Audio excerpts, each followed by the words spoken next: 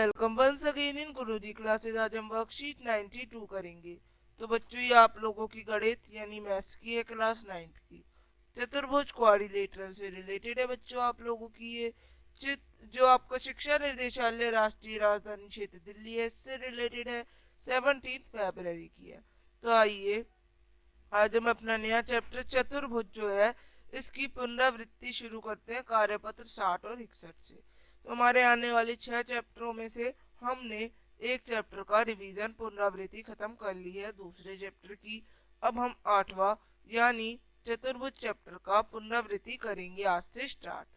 पहला क्वेश्चन है कि सिद्ध कीजिए कि समांतर चतुर्भुज का एक विकर्ण जो है उसके दो सर्वाक्षम चित्रित भुजों में विभाजित करता है।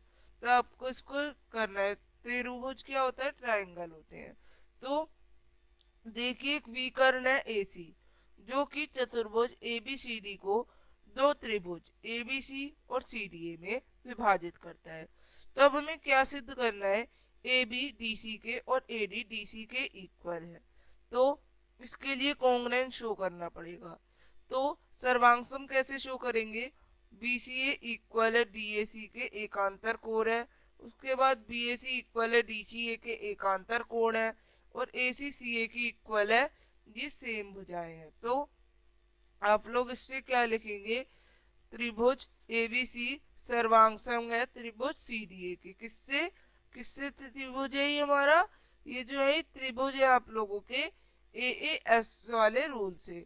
तो अर्थात विकर्ण एसी समांतर चतुर्भुज एबीसीडी को दो सर्वांगसम त्रिभुज एबीसी और सीडीए में विभाजित करता है। अतः ए बी इक्वल है डीसी के और ए डी किसके इक्वल है? डीसी के। तो आप लोग इस तरह से इसको लिख देंगे, आपका पहला क्वेश्चन हो जाएगा। दूसरा, ए बी सी डी जो है एक त्रिभुज है जिसमें पी क्यू आर एस भुजाएं A B C B C C D और डी ए के मध्य बिंदु में है। तो ये आकृति में आपको एक एसी विकर्ण भी दिख रहा है। क्या? एसी एक विकर्ण दिख रहा है। तो अब आपको दिखाना है एस आर पैरेलल ए सी के और एस आर इक्वल 1/2 ए सी। तो आप ये फिगर देख सकते हैं। एस आर किसके पैरेलल दिखाना है? ए सी के। ये दोनों पैरेलल दिखाने हैं और एस आर को आधा दिखाना है ए सी के। तो कैसे है? मध्य बिंदु प्रमेय से आप लोग दिखा देंगे कि आपका एस आर जो है आधा है 1/2 ए सी के। और एडीसी में एस और आर क्रमशः भुजाएं एडी और सीडी के मध्य बिंदु है। तो एस आर पैरेलल भी हो जाएगा ए सी के। दूसरा, पी क्यू को सिद्ध करना है किसके इक्वल? एस आर के। तो ये कैसे इक्वल होंगे?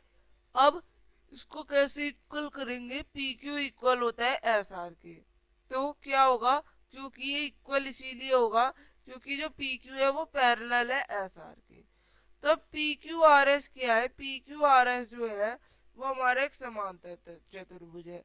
तो समांतर चतुर्भुज कैसे है? P Q R S. तो इसीलिए क्योंकि जो पी क्यू है ये क्या है? ये एस आर के पैरेलल है। तो इस तरह से आप लोग लिख देंगे। अतः पी क्यू आर एस एक समांतर चतुर्भुज है।